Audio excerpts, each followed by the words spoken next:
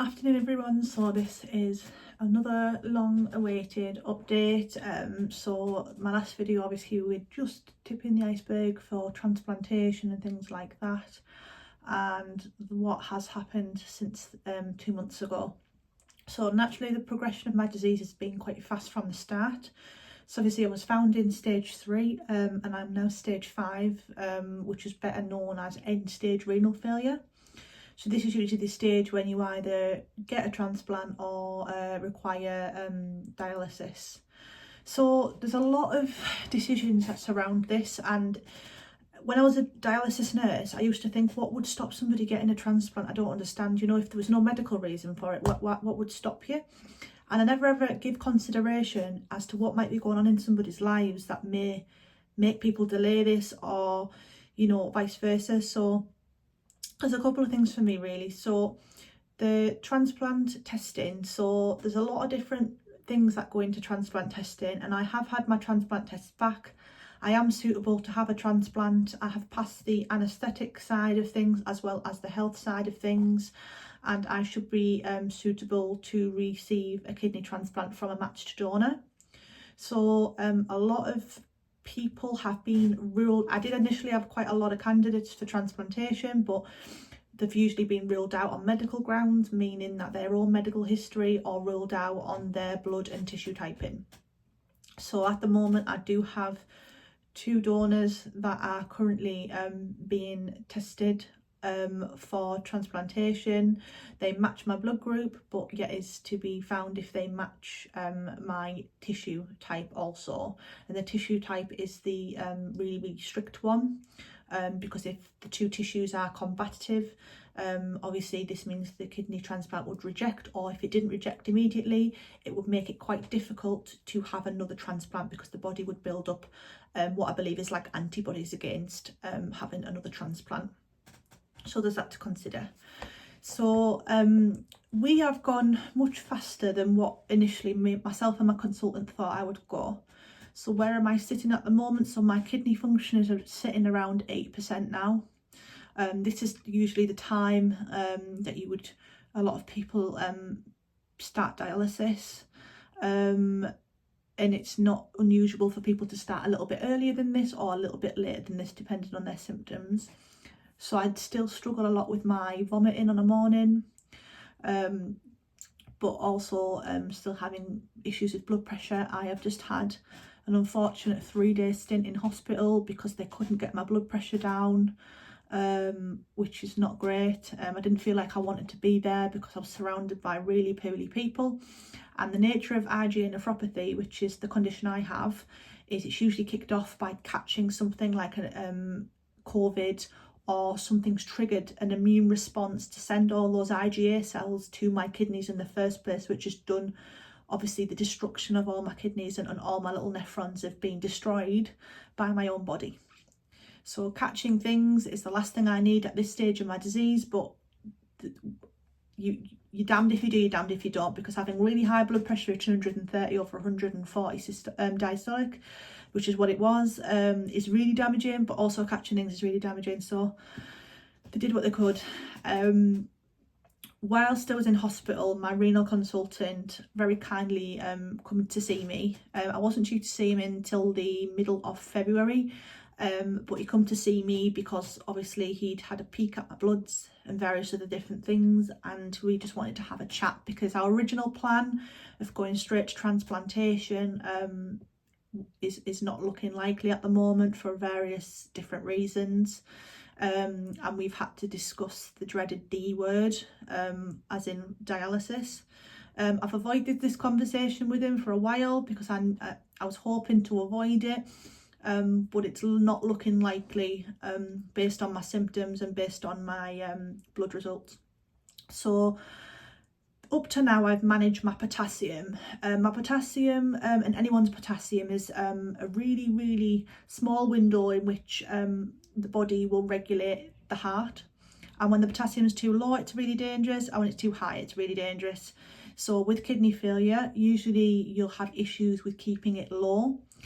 because I have lost so much weight and I don't really eat, I haven't been storing potassium very much, and I obviously am still weeing a little bit, so I haven't got that issue. However, as soon as I started eating again recently, when I started taking anti-sickness medication, obviously everything started to rise, which makes my blood results look horrendous.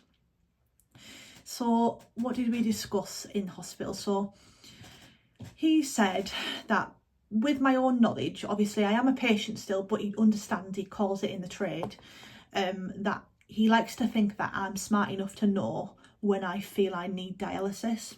And dialysis is different for everyone. Some people need it earlier, some people need it later. It does generally depend on the person.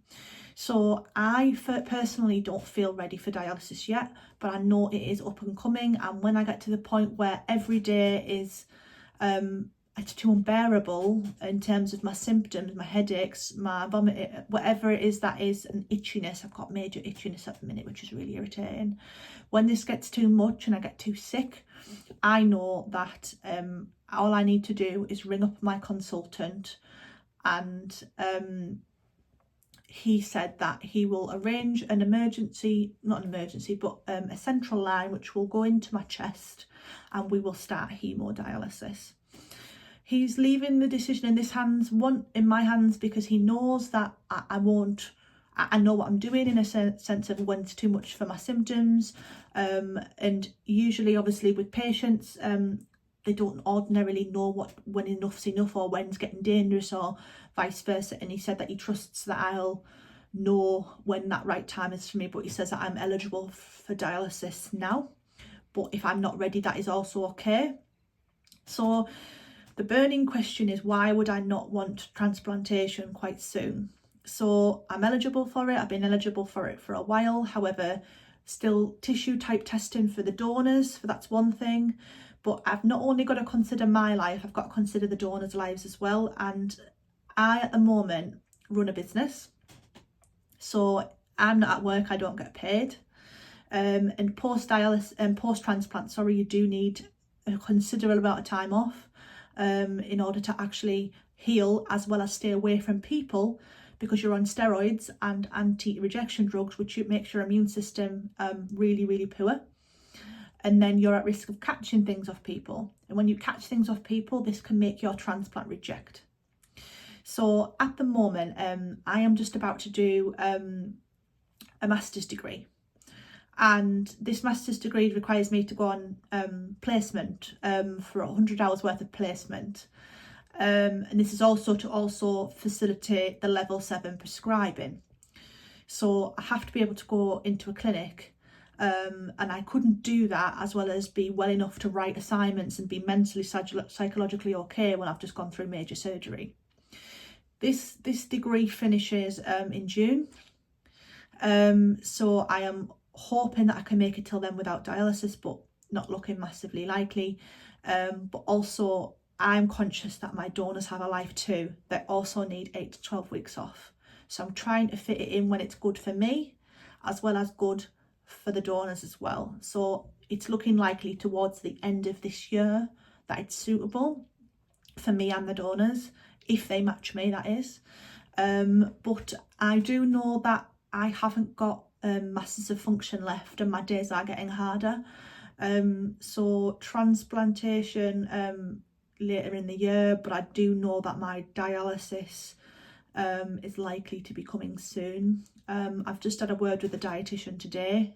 She's rang me, looked at my numbers and things, and said that, there's no harm in starting dialysis now, and I get where they're coming from. I've been that person trying to, make people feel better about the situation, but it's got, like, my consultant said something really good the other day, and he said, you know what, he said, I'm not going to bully you about it. Like, kidneys should realistically, I always say kidneys should fit around people's lifestyles, not the other way around. And he has been a medical student before and understands how much things like this mean to me. And it's as well about my psychological well-being as well, because this is what I've been aiming for my whole career, doing this masters. And if you take that away from me, I feel like I haven't got a goal. So this is the only thing kind of keeping me going at the minute, as well as my business. My business is my pride and joy. If you take my business away from me, my masters and prescribing away from me. Like, I don't know where I would be psychologically having a disease like this.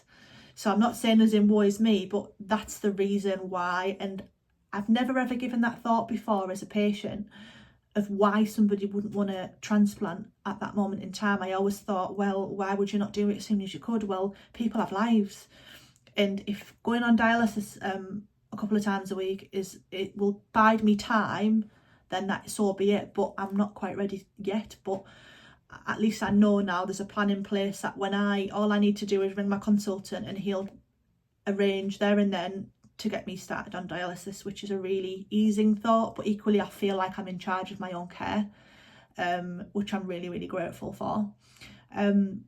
So that is the update so far, guys. I hope I didn't drag it out too much, but yeah, a bit of a bigger one than normal, but keep in touch. And if anyone has any questions or anything, as normal, just pop me a Facebook message. Thank you.